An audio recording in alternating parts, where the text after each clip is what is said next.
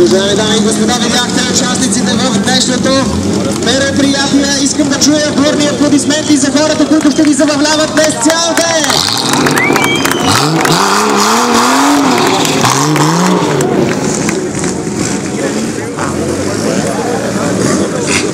Автомобилите, които виждате, се управляват от едни от най-добрите дрифтери в България. Така че, дами и господа, не жалете ръцете си. Искам още веднъж да чуя вашите аплодисменти за най-добрите дрифтери в България.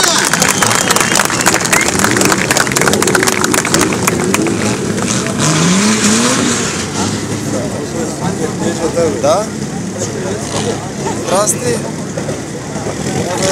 И особеното удоволствие да я представя един от най-добрите дрифтери в Европа, който спечели първо място в престижния европейски дрифт шампионат Team of Europe през 2010 година, а през 2011 в кръг от английския дрифт шампионат той успя да победи световният дрифт шампион за 2010 година на име Дайджиро Йошихара. Човека постигнал всичко това, днес е тук и е дошъл по покана на екип BMW Team Плевен. Аплодисменти за Тодор Дунев!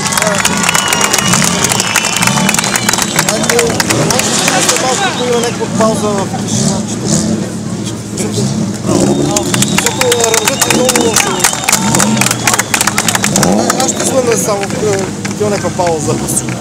Шума. Добре.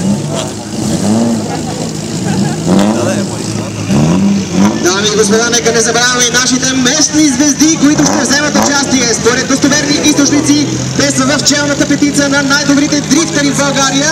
В момента това са... Да чуя вашите аплодисменти за Владислав Симеонов!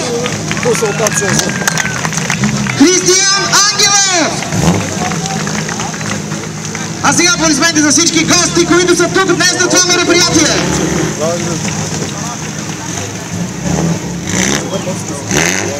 Дами и господа, аплодисменти и за всички останали участници, които не съм изброил поименно, но те ще се грижат днес за вашето добро изкарване.